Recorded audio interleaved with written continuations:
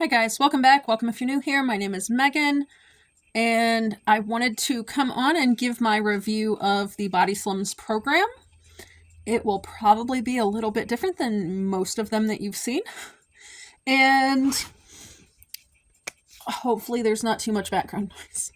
I've got cats playing and packaging paper and a toaster oven heating up supper. Sorry. So anyway, I wanted to come on and do my review.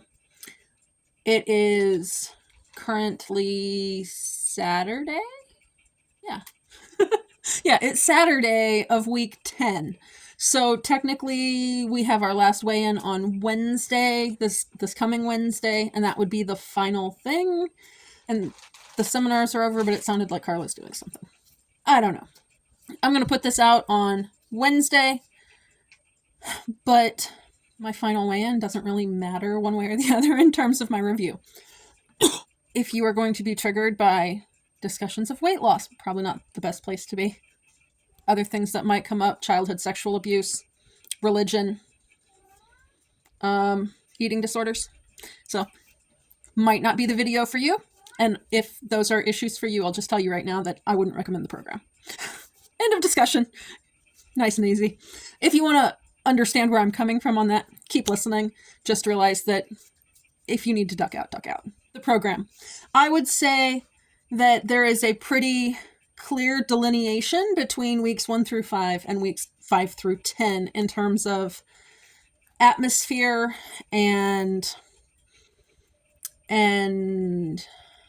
demeanor within the program. Now, I don't know if something happened and that is just this one, and just something was weird the first few weeks, or if I don't really know. I don't think I'm the one that changed in there. I do know that one thing I did that possibly influenced, I guess I should say, I was on the September 2024 program. It started like September 25th, and this was Thanksgiving week. It'll, I don't know, I think it's the 4th of December. 3rd of December. I don't know. Beginning of December is the last weigh-in. There was a very clear delineation to me. Now, somewhere around that 5-week mark, I did email in and ask for help with the visualization part. At the beginning, they were talking a lot about visualizing yourself in this red dress under the Christmas tree on Christmas morning. Kind of incessantly. That might just be because it was triggering to me. Now, will that be triggering to you? I don't know. Personally, for me, it's not that I have a problem with Christmas. But we lost my mom December 10th. I happened to be putting up our Christmas tree when I got that phone call. So it's one of those things. That visualization, every time he mentioned it, I would wind up in tears. I asked for help and did not really get any. Basically, they're like, well, just picture where you want to be when you're at your goal weight. Now, keep in mind, I am at the beginning of a 180-pound weight loss journey. Okay? I don't know where that's going to wind up. I don't have a firm end weight goal. I don't know what my life will look like in 2 or 3 years, because I'm also at that stage where I have 2 kids that are both adults, both still living at home. I don't know where they're going to be. I do know if they move out and things are really super different, it will make my life look a lot different too. So like, I don't know where I'm going to be in 2 or 3 years. I don't know exactly where I want to be weight-wise either. Looking back to the last times I was those weights, as far as the possible weights, you know, the last time I was 170 pounds, I was 3 months pregnant going through a breakup, and I generally think I looked anorexic in the pictures that I have from that period of time. Was I anorexic? No. No, I was not anorexic. I was eating a lot. That pregnancy, I ate a whole lot of Breyer's natural peach ice cream. But I was not in a good place emotionally, mentally, physically. I guess physically I felt okay because I was pregnant. and yes, that probably sounds weird to a lot of you guys, my pregnancies felt awesome. Now, mind you, that's comparatively. I did have a lot of heartburn during my pregnancies, but when I wasn't pregnant, I generally felt lousy due to other chronic health issues. So I don't really know, even now, like the whole visualization thing, I don't know. But I can tell you that if picturing Christmas trees or I'm still not sure why you would be under the Christmas tree in a dress. Like, I'm sure this is just a terminology thing because we don't English the same way. I don't spend time under my Christmas tree ever. It's artificial. I haven't put it, it's been up once during the Christmas season since Mom died. Once. I think it was like somewhere around 2015, 2016. I just don't put it up. The kids have a Christmas tree at their dad's house. We go visit my brother for doing like the Christmas Day type stuff. It's not Christmas Day, but the kids are at their dad's on Christmas Day. We also live in a trailer. We just don't do a Christmas tree. And I generally don't get warm, fuzzy feelings when I see Christmas trees. I don't. That is probably just a me thing. Another thing that was very prominent in the first few weeks was comments and illustrations with Martha and Mary, are these two sort of imaginary figures of these people doing the program. If you are Christian, well, I guess that should be the second thing. If you aren't Christian, be aware that there's a lot of like comments made or religious type illustrations. And I don't know if it's better for you to not be Christian or better for you to be Christian on this program. There are comments made about not taking rest days, not taking breaks, or that kind of thing. Typically on Sundays or over the weekends, it's more prominent. So if you actually practice, have some sort of a Sabbath day practice, whether that's Saturday, Sunday, some other day of the week, I just found it very off-putting. I don't actually use Sunday as my rest day each week. And I went into the program knowing that there was like not a rest day from the requirements of the program. So it was one of those things that it was weird. Back to Mary and Martha. In case you don't know, there is a story in the Bible somewhere. I couldn't tell you where a Bible is to look. Anyway, the basic story is somebody brings Jesus to this village or whatever, and he's at this house with these two sisters. Like, he's teaching people at this house that these two sisters live at. And so they should be hostessing this whole thing, I guess you could say. And Mary sits at Jesus's feet and just listens to him teach his disciples or whoever it is he's teaching. I don't know. Martha is doing all the hostessy type things. She's making sure food is ready to go when they need it. She's making sure they have everything they need and yada, yada, yada. So that is the sort of biblical story of these two. And the way they're used in the program, Mary is the one doing all of the right things and is doing the active things. She's doing the walks. She's doing the calorie goals and all the extra this and that. He likes challenges. Lots and lots of challenges. Enough to be overwhelming for most people, I think. But it's always sort of this back and forth. Well, Martha's bad because she's not doing all the things, but then this is where it was kind of weird for me. In case you didn't know, I'm not Christian. Grew up that way. I grew up Christian. I was raised in a United Methodist church. However, I was also molested by a preacher at a different church that I went to school at. And so my relationship to religion is a little weird.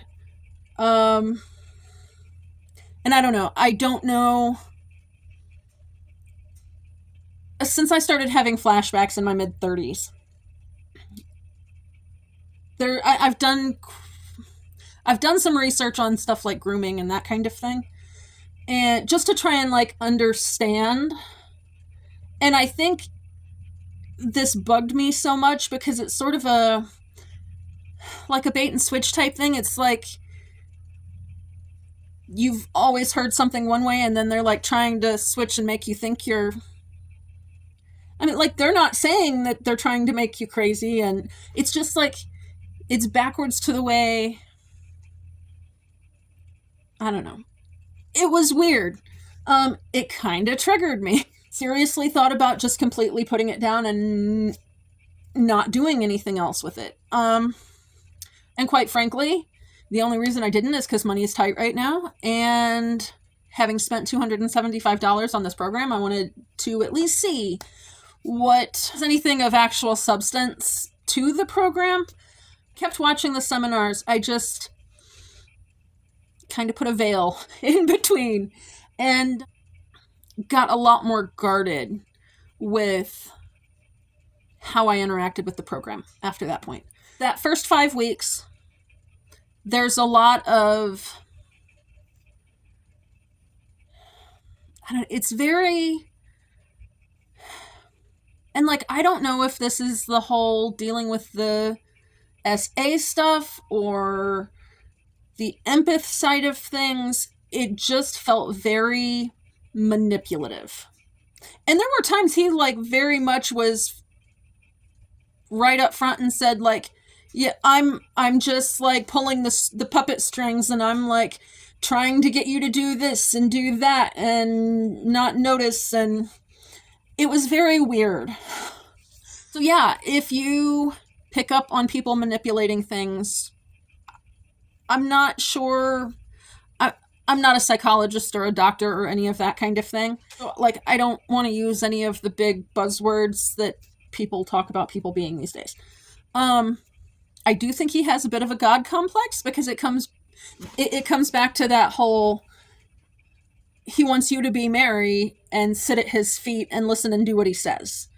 So like, and there's just a few things over the course of the 10 weeks, like, that, especially in the first 5, that keep coming up, and they're just like, yeah, you shouldn't be thinking about it being Sunday, and you should be listening to me. And it was very weird. And it was what was even stranger was that at one point in one of the seminars, he actually talks about a guy that is sent from their like government or whatever that studies cults, and was sent to determine if it was a cult, and supposedly asked to speak to the group at about week 8. And it's like, not only is it not a cult, but I'm down 1.5 stone. Was that actually happening? I'm not sure I buy it. It almost seems like a timed thing to say, well, you might be thinking we're this, but we've already been cleared of that, so you're imagining things. First 5 weeks was very triggering in a lot of ways. Once you get past the religion and the God complex, and you get to like kind of, okay, how is this thing put together? Now, he starts off the first day. Okay, so how do I say this? So one of the things they want you to do on the program is an hour-long walk every day. And he starts off by saying, well, he's not a doctor, and if you email them with medical questions, they're not going to give you answers because they're not medical doctors, and you should listen to your medical doctors. And then he jumps into the spiel about how people go to their medical doctors and ask for restrictions so they don't have to do the work of the program. Which was very odd. And it came up on multiple times throughout the program, where he would talk about people having challenges, and if you have challenges, you can't always do everything. But then it's like there's this repetitive thing of you have to do the program, and you have to do the program 100%, or you're not really doing BodySlims. And it's very... it gets back to that whole... and maybe I should say it this way. If you have people-pleasing tendencies due to past experiences, it might be in your best interest to not do this, because I caught myself quite a few times. It's like, but I want to do the program, and I want to do it, so I was aiming for that 100%. Even when my body was telling me, it feels like you're walking on knives when you put your foot down. It's probably not a good idea for you to go on an hour-long walk today. But it's just like that kind of over and over. You have to do the program 100%. You have to do the program 100%, or you're not doing the program. You have to do the program 100%, or you're not doing the program. Over and over and over again. And I don't really think that's healthy. Do some people probably need some sort of encouragement like that in some way to not just say, well, I don't feel like it today? I guess, maybe. I don't know. I would question if you're ready to lose weight, if you're going to pay for a program and not do it because you don't feel like it, just because. Like, I mean, I don't know, maybe that is coming from the money aspect for me. So you've got this whole, you have to do the program 100%. And if you don't do it 100%, you're not doing the program. But if you're challenged, you're just supposed to automatically like work in these regressions that you're supposed to know and be an adult and like manage your own health. And only do what you're able to do. But then you've also got this person, actually a couple of people, because there's been multiple times that Carla has been like, well, I just kept doing it and because I wanted to do it 100%. So, and like, I've kind of been like this with, there's in week 10, like this weekend, we're supposed to be doing a 10K walk. He doesn't want it to be in your normal areas that you walk. He wants it to be outside. He wants it to be a thing where you like have family and friends with you, and or not with you unless they were doing the program too, but like they want them taking pictures of you and showing that you're doing it, and take pictures at the beginning, take pictures at the end, post them on social media. He's also been asking for reviews the last couple of weeks. And then this whole thing of, if you don't do the 10K walk, you didn't do BodySlims. Well, I guess I'm not doing BodySlims because I'm not walking more than half an hour these days. I'm getting to the point I can walk a half an hour every day. But I mean, my doctor's orders, I'm still working on it. Yeah, they want me doing like every other day or 3 days on, 3 days off. Now, granted, she's been very happy with my adjustments and everything when I've been walking more. But at the same time, know your limits. And if you're in pain, don't be walking. So, and I have followed up with my regular doctor, and he didn't want me walking, I don't think, until I changed shoes, which I don't really have the money for right now to buy $150, $200 pairs of shoes. I did buy, $19 insoles for the shoes I just bought. I don't know. So you've got all this going on, and I haven't even touched on food yet. So the initial food plan thing, there isn't one. Just, there isn't one. They have a calorie restriction. I say there's a couple of caveats to that. There isn't one. So when I went into the program, my understanding was they don't tell you to cut any category of food, generally speaking. I knew he was an alcoholic, And alcohol is generally not recommended, which actually, now that I think about it, he has actually recommended we drink alcohol at times. Anywho, I'll get to that. So anyway, this is what I went in thinking, was that there was not I knew there was a challenge to cut carbs at one point, and I knew going in there was like, they assigned a calorie limit at the beginning of the program, supposedly based on your height and weight.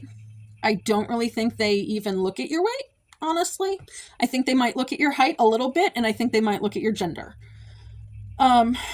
So what I have seen from watching other people talk about things on YouTube videos and things, I have seen one person that had a 1,200 calorie limit. I've seen one person that has said, I think she said 1,300. I have seen quite a few people that have been given 1,400 calories for their limit, which is me included. And I believe one person said their husband had a 1,600 calorie limit. Now, I can tell you that there's like 150 pound difference between where I am and where the 12 and 1,300 pound or 12 and 1,300 calorie people are. And I think the lower of those two, I believe, is 5 or 6 inches shorter than I am at a minimum. So if I had to guess, they are giving people that are female 12, 13, or 1,400 calories based on their height. And I would venture a guess that it's probably a pretty broad range of like, okay, well, if they're this section of inches, then it's 12. If it's this section of inches, it's 13. And anybody that's female and above that, it's 14. In case you're unaware, it might work in prisons, which is what he says it is based on several times throughout the program. It doesn't make it healthy. It doesn't make it healthy at all. And it doesn't make it, well, he doesn't want the program to be sustainable. He wants you to lose weight in this 10 weeks and then just be in maintenance mode. How do I explain that? Maybe I shouldn't. Maybe just, it's not healthy. As far as the 1,400 calories, okay, let's do it this way. So I have played around with a TDEE calculator a few times. And I don't get down to a 1,400 calorie amount until I'm somewhere around 185 pounds. And that's very, I'm not even sure I ever actually got it to say 1,400 calories. But it's like, if most of the TDEE calculators, they'll give you your basal metabolic rate, which is how much you burn just existing. And you can play around with your activity levels from sedentary to, 2 or 3 times a week, 4 to 5 times a week, every day, intense exercise type of stuff. And that will change your calories. If you're doing a bunch of intense exercise or any exercise, it will boost up how many calories you should have. If you are trying to lose weight, they will give you options on every single one I've done. How much weight do you want to lose in a week? Like, what is your kind of goal that you're working on? And it'll be in like, do you want to lose a half a pound or a pound and a half, or 2 pounds a week? And invariably, they're all more than 1,400 calories until I get to at or below like my lowest goal weights. And honestly, probably from about 180, they just would take off the losing 2 pounds a week. It wasn't even an option, because they would say that it put me below a healthy calorie intake, and if I wanted to continue losing at that pace, to contact my doctor. When I started losing weight in July, my weight was 354.6. And when I started the program, I was at 342.4. I don't know. I'd have to look at my spreadsheet. Most calculators had me over 2,000 calories per day a week and still losing 2 pounds a week. And I can verify. So when I first started tracking what I was eating in July, I tracked for about a week because I didn't want to... My goal was to see if I could. In the past, that has been one of those things that would trigger me to binge eat. And I didn't want to start having problems, and it didn't really seem to make sense going into a program knowing I was going to cause myself problems when one of the main pieces of that program I thought was, tracking your food to stay under this calorie goal that they set. And back then I didn't know what the calories was going to be. It was just, you get the calorie goal. You put in your weight and your height the Friday before, and over the weekend they will send you your calorie goal. And I had been watching people that were, 60, 70 pounds lighter than me go through the last one. And so I figured my calorie goal would actually be higher than theirs. So I was a little shocked when it was the same as theirs. I'm not a nutritionist. I'm not a dietitian. I just know that when I started tracking my calories, number one, it did not cause binging like it has in the past, thankfully. However, what I found was, left to my own devices, even with phone alarms on my phone to remind me to eat, because I have had those on my phone for years, I was eating between 500 and 800 calories a day.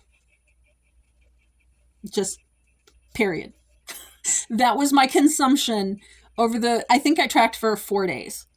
And it was kind of a wake-up call. Because I thought I ate a lot more than that.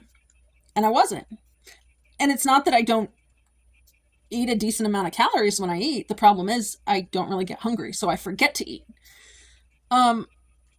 So I realized that wasn't just a fluke from one day that I was eating that many calories, and I'm like, that's probably not healthy. And that's when I looked up the TDEE calculators. I wound up, I don't remember what it was set on, but I wound up going with a goal of 1,900 calories.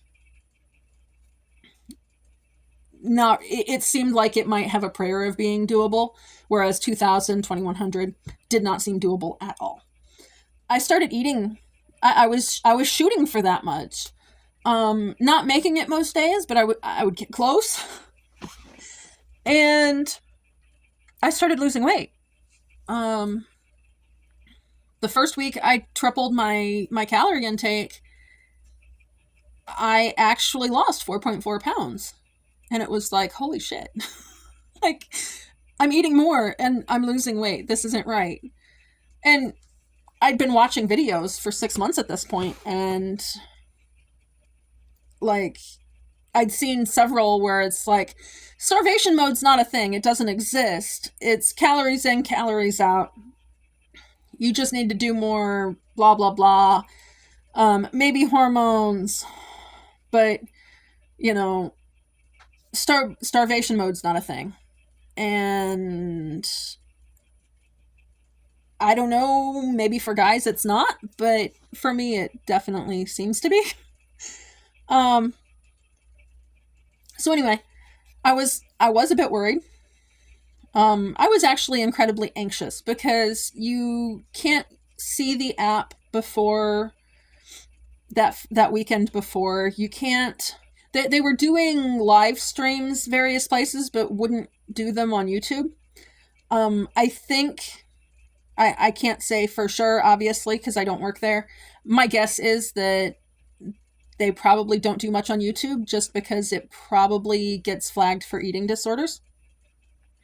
Hopefully this video doesn't get flagged for that. But anybody that's got eating disorder issues, I would suggest you don't try this program. Just point blank. At one point I was thinking maybe if you had food addiction issues, it might help. I don't know. I've seen some people that tried the program and have said that they have eating addiction issues, and it's definitely not helped them. It's made things worse. I've seen some people that had eating addiction issues and they did the program, but at the same time, they joined a support group outside of the program to work on those issues. All of the people that I have seen that have successfully done the program and lost large amounts of weight, I believe have done some sort of outside counseling, whether that be through their regular doctors or other means, support groups, online or telehealth type counseling stuff, regular counseling stuff. It seems like the ones that have lost much weight and kept it off have all done some sort of counseling outside of the program. So, I mean, just one of those things to think about. If you have issues that have contributed to your weight in regards to food, whether it be you were addicted to eating or eating to escape or whatever your issue might be, I would probably just try the counseling or find a support group that covers some of those sort of topics. And I have to wonder if it would not be something that would help you lose the weight if you were ready and wanting to lose weight. Okay, so back to food. Aside from the very disordered eating type calorie restrictions, the second week is the week that they cover food, and it's the ABCs of food or whatever, and they want you to cut out alcohol, bread, and carbs. Now, that is the way it was presented in the presentation, and I guess you could say fine print, they say simple carbs, but they generally just refer to them as carbs. Alcohol, if your liver is processing alcohol, it is not processing glucose, just the way it is. If it's not processing glucose, you're releasing insulin. If you're releasing insulin, you are not losing weight, because insulin makes things go into your cells. It does not let it release things from your cells, is the general understanding I have of this process from 6 or months or a year of research.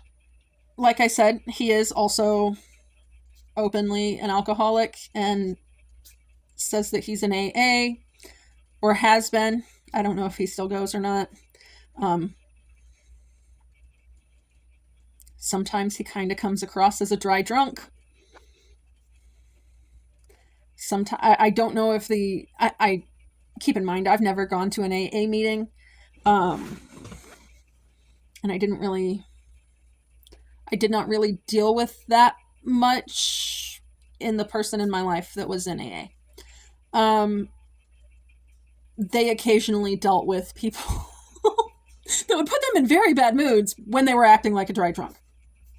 So it is definitely second or third hand that I would be making that evaluation.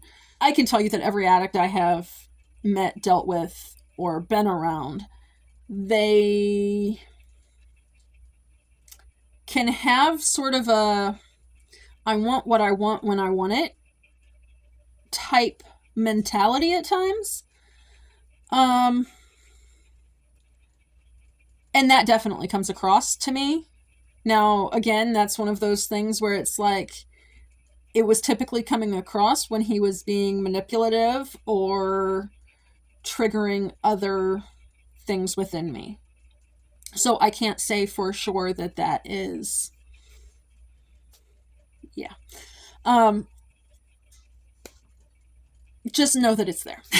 So anyway, alcohol, it's empty calories. You know, I don't really care one way or the other about alcohol. For me, it makes me itchy. It occasionally breaks me out in hives. I've never liked the alcohol buzz. If you want to drink, drink. If you want to lose weight, maybe cut back a little bit. Maybe cut it out while you lose the weight. I don't know. That's up to you. Incidentally, this channel is predominantly like histamine intolerance, chronic health issues, mast cell stuff, that kind of thing. It's really high histamine. Are there ways you can get around that? Maybe a little. But in terms of like the whole food addiction thing, I think that's probably what broke any food addiction I had. I'm not saying that I don't have food issues. I've got a lot of food issues, a lot of fears around food. I was hoping the mental piece of the program, which is what I joined the program for, was this sort of idea that it, in a way, was like therapy with food. Because like that was the way it had been portrayed to me through other videos, was like it was this reprogramming your mind in regards to food. I would venture a guess it didn't do that at all for me. At all. I think some of the structure of the program, if used in the right way, could. I've sort of gone back and tried to build those aspects into what I'm doing away from the program. And you'll see that in coming videos. I do have some of them already recorded. So, yeah. Anyway, back to the CBCs. Cutting out bread would cut out processed carbs. Cutting out carbs, again, like if you're saying you're cutting out breads and stuff, I guess that's where most people would group things like processed carbs. But they separate it out and call it carbs, but then they like fine print simple carbs. And then like that, I suppose this would be one of those challenging things that I would just be a challenged person. Complex carbs, if you define that as whole grains, or a lot of vegetables, are not great for me. They cause loads of inflammation. So they want you to cut these things out for the entire program. The alcohol, bread, and simple carbs. And maybe they did break down what carbs they wanted you to cut out in the thing. By that point, I was probably in tears and not really functional. I pretty well cried my way through the first 4 or 5 seminars. That's when I quit watching them that's another thing. They're both very adamant that you have to sit there and watch it with just you and him, and no distractions, and your full intention and attention is Carla's cringy thing that she says. That is not how I am. So how did they generally wind up with me? If I tried to watch them when it was just sitting here watching a screen, I did one of 2 things. I was either in tears or I was falling asleep. I was also under the impression that these seminars are about an hour long, and the first one was double, so I was thinking 2 hours. Oh no. The seminars, well, I'm through all 10 of them now. I think the shortest was about an hour and 35 minutes, and the longest was pushing 4 hours. Most of them fell somewhere between that hour and 35 and 2 hour mark. They were long. They were not concise. In terms of speaking style, he's sort of motivational speaker meets some random guy on the street. I hate to say it that way, but I'm not really sure how else to say it. So, motivational speakers you expect to be motivating. And he throws in a lot of stories that I think is meant to make him relatable. But at the same time, I'm not into sports. don't really know anybody that's into sports, really. And whether or not it's true or not, I don't. He says that he was some sort of an elite athlete at some point between his. I'm not really sure when.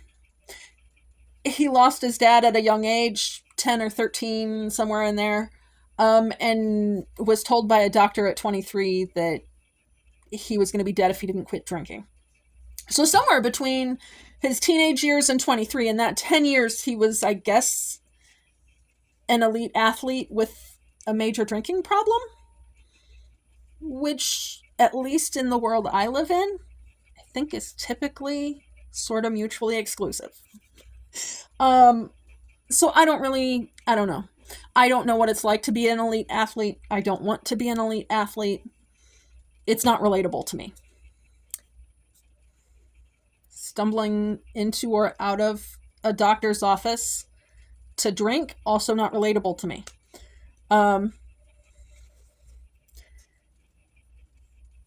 There are actually, speaking of which, there are actually times towards the end where he's like, I want you to go out and have a drink. I don't know what to make out of that.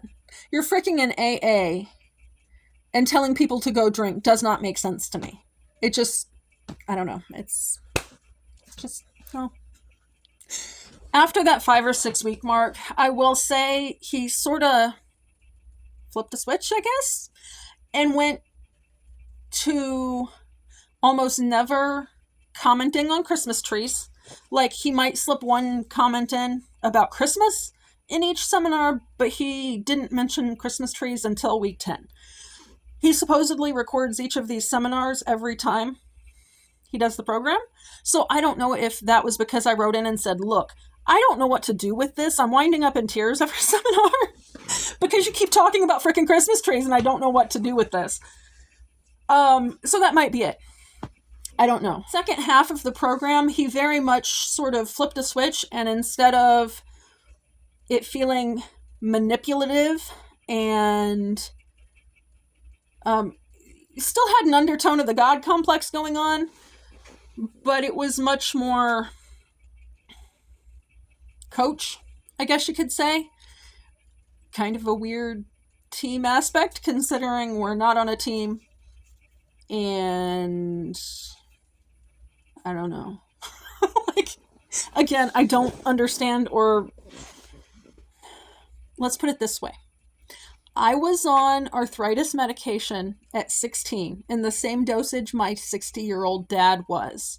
The idea of putting myself through the things that people do to play sports sounds horrible. I don't get it. And for what it's worth to anybody, I'm in better health now, 180 plus pounds overweight, than I was at 16. So just take that into account. If you feel horrible, there are ways to make it better. Losing weight might be one of them. I can tell you, even on my weight loss journey, when I started walking, if I walk without a weight vest, I feel like I'm getting hit by a Mack truck. I can't do that 2 days in a row. I put on a weight vest that corrects my posture, and I can walk more. Now, granted, I'm still having issues with my foot, but not as many issues. I was going to try to make this not a horrible review. Like, I don't know how to make it a positive review. I just don't. Would I recommend the program? No, I wouldn't. I think you can do everything that the program is supposed to in a healthier manner for free outside the program.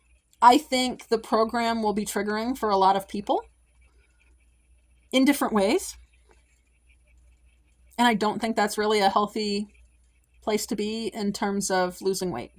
Do I think they're intentionally being weird and manipulative and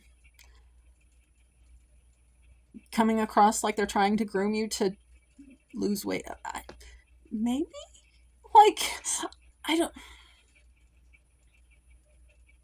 It was so glaringly obvious to me once I realized what was going on. I question how other people didn't see it. Because I've watched a lot of reviews and people going through the program. And I don't...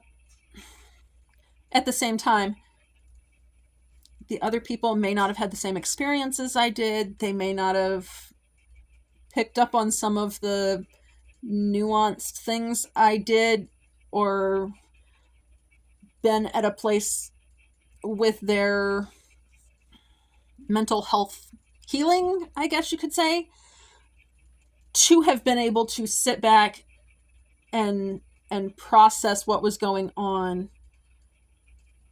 and put it in an objective thought, if that makes sense. So the long and the short of it, no, I don't recommend the program. Do I think it helps some people? Yes, I would say it definitely helps some people. I would say the people that you see are probably not typical. I know he has said during the program that you're never going to see a success story that didn't 100% follow the program and basically doesn't sing their praises. That you just won't see it, because they repeatedly refer you back to these success stories, and so they essentially only show you the ones where the narrative that is put forth is do the program 100%, do what Jared says when he says to do it, and you'll get what you want. That seems to be the requirement if you're going to send in a review or pictures or that kind of thing. It doesn't matter what you're doing, the end result is you have to do what they say when they say to do it, and you'll get what you want. They've said a couple of times that they can't share pictures or whatever because they get taken down, or they're not... Essentially, it was like they wind up demonetized or blocked on certain platforms if they share pictures, because it's... I don't know. I want to say he said that it was spreading lies or something. So I don't know if they've done that. At least the way they portray it is that they share people's pictures rather than posting them on their thing. I don't know. I'm not on Facebook or Instagram a whole lot. I basically just check messages once in a while. Well, I have Messenger on my phone. I don't go on the main app for Facebook pretty much at all. Instagram, I check messages, try not to scroll through there, but it has looked like they've been sharing people's before and afters on there. So I don't really know. I don't know how that works. Maybe it was just sharing other people's posts. I don't know. The long and the short of it, I wouldn't recommend the program, especially if you have any sort of mental health issues, abuse history, finding some help with the mental side. And I'm not saying that can't be watching videos and processing on your own, because that is what I have been doing the last 4 or 5 years. That's... Yeah. I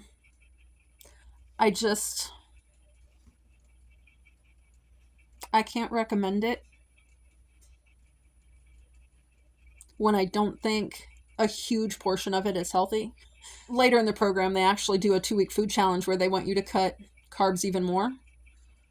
And at least for most of my viewers that are here from histamine intolerance and that sort of thing, really not a safe route to go down. The food challenge, they basically wanted meat and vegetables and grapefruit, which citrus is high histamine. But like they want you to cut out like potatoes and sweet potatoes, and you can have veg. They're still on the thing that they're not telling you to cut out all carbs, just potatoes and bread. But like you're restricted to 3 servings of fruit, and they would like that to be all, at least one of them be grapefruit, but preferably all of them, I think. I don't know. And I mean, at this point, I probably could eat grapefruit. Don't really have a desire to. Don't really. My goals for this program was to work through my fear of food. It hasn't worked. Not only have I not made any progress on that, it's just added a whole new dimension of weird. So, the plan for me going forward, I will start having videos coming out, hopefully once a week again. Basically how I'm recreating the different aspects of what I thought the program was going to be. So like, how am I doing the food? What am I doing for walking? What I'm doing for the different mental health aspects. I've got a bunch of these, I've got probably 4 videos shot already. They're just in processing. I might reshoot and aim for shorter. Oh, like I should probably do with this one too. If you stuck around till the end, thank you. I wish you all the luck in the world with your weight loss journey. Good luck if you do choose to sign up for the program. Do so with a bit of a guard up, and hopefully it works out well for you. If you're not signing up for the program after this, do know that there are lots of options. And there's a lot of very inspiring channels on YouTube that you can watch and get lots of ideas on things to do. Lots of channels with different challenges and ideas and support. And you can make a lot of progress without a whole lot of money outlay at all. And I think it'll be worth it. I will try to insert somewhere what my final total was for the program and where I'm at on my weight loss so far.